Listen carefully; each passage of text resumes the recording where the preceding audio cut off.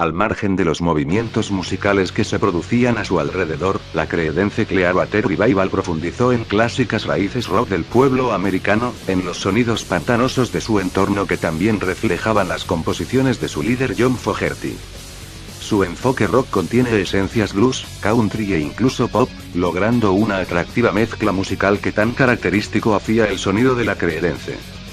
La banda estaba formada por el cantante y guitarrista John Fogerty, nacido el 28 de mayo de 1945 en Berkeley, California, su hermano mayor Tom Fogerty, nacido el 9 de noviembre de 1941 en Berkeley, California, que se ocupaba de la guitarra rítmica, el bajista Stu Cobb, nacido el 25 de abril de 1945 en Oakland, California, y el batería Joe Clifford, nacido el 24 de abril de 1945 en Palo Alto, California. La andadura del cuarteto comenzó a finales de los 50 cuando crearon en la localidad de El Cerrito, un barrio de San Francisco, el conjunto llamado The Blue Velvets, que por esos momentos estaba liderado por Tom Fogerty.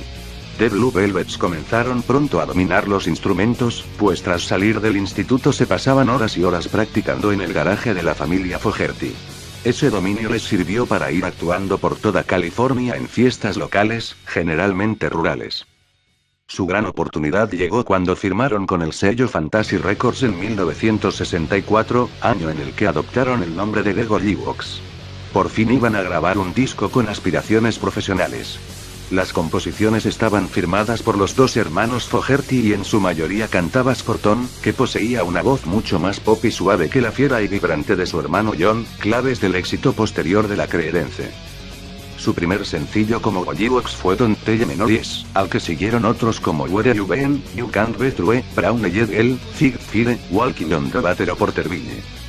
Estos temas, la mayoría de ellos alejados del típico sonido Creedence, estaban muy influenciados por la invasión británica, especialmente los cantados por Tom Fogerty, pero mostraban grandes destellos de clase musical y preciosas melodías con influencias beat y en ocasiones sonidos garajeros.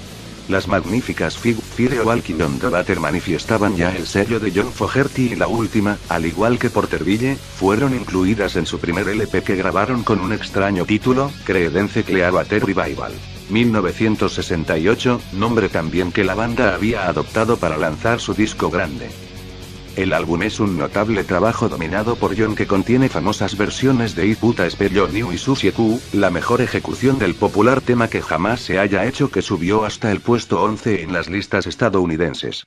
El año 1969 resultó clave para la banda californiana con un genial John Fogerty desplegando toda su capacidad como compositor para convertir a su grupo en uno de los puntales del rock mundial. Bayou Country. 1969 contiene su primer gran éxito, el single Proud Mary, que entró en los primeros lugares de las listas estadounidenses y británicas, convirtiéndose en una de las canciones más importantes del año. Para Bob Dylan, Proud Mary fue la mejor canción de 1969. Los sonidos sureños empaparon el álbum con temas como Born on the Bayou, Bod Lego que Ponchoglin. El segundo disco de la Creedence en el año 69 fue Green River. 1969, un extraordinario álbum de corta duración, menos de media hora, que incluía otros sencillos de gran éxito como Bad Moon Rising o el título homónimo del disco. Excelentes canciones como la balada Ugrote Son Forever You Know Love y mostraban la madurez de John Fogerty como compositor y vocalista. Además de todo ello, era un consumado productor y arreglista, y sus tres acompañantes excelentes músicos con gran sentido del ritmo. Willie y The Poor Boys. 1969 fue su último disco en el año de su consagración y una obra maestra. Es un disco imprescindible sin desperdicio, con ataques a la guerra del Vietnam y diversos comentarios sociales en grandes temas como Fortunate Son, Down on the Corner, y Come Out of the Sky, Cotton Fields, Poor Boy Shuffle, Don't Look No Go Feel. Lo mejor para la banda fue que sus discos eran recibidos con júbilo por parte del público, que casi siempre elevaba sus sencillos entre los 10 más vendidos. El año siguiente, el infatigable John Fogerty y su banda regresaron con otros dos trabajos de envergadura. El magistral Cosmos Factory.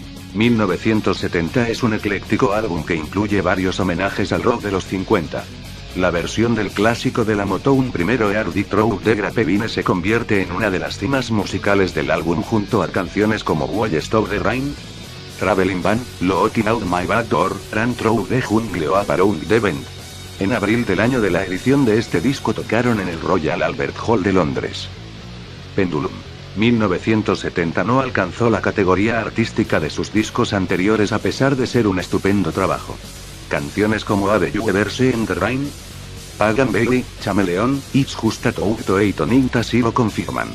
John Fogerty, un poco harto de que algunos críticos o pseudocríticos tacharan al grupo de cavernícola e inmovilista, decidió esmerarse en tareas de producción incorporando secciones de viento y teclados, lo que provocó la creación de nuevas texturas que no fueron aceptadas por muchos de sus antiguos seguidores, quienes buscaban más la espontaneidad de su sonido.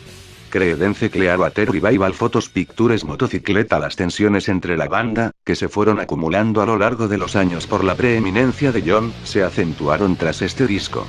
Tom Fogerty, que había sido el fundador del grupo, recordemos que al comienzo se llamaban Tommy Fogerty y The Blue Velvets, y principal compositor en sus años iniciales, se mostraba reacio a continuar si el predominio de su hermano proseguía.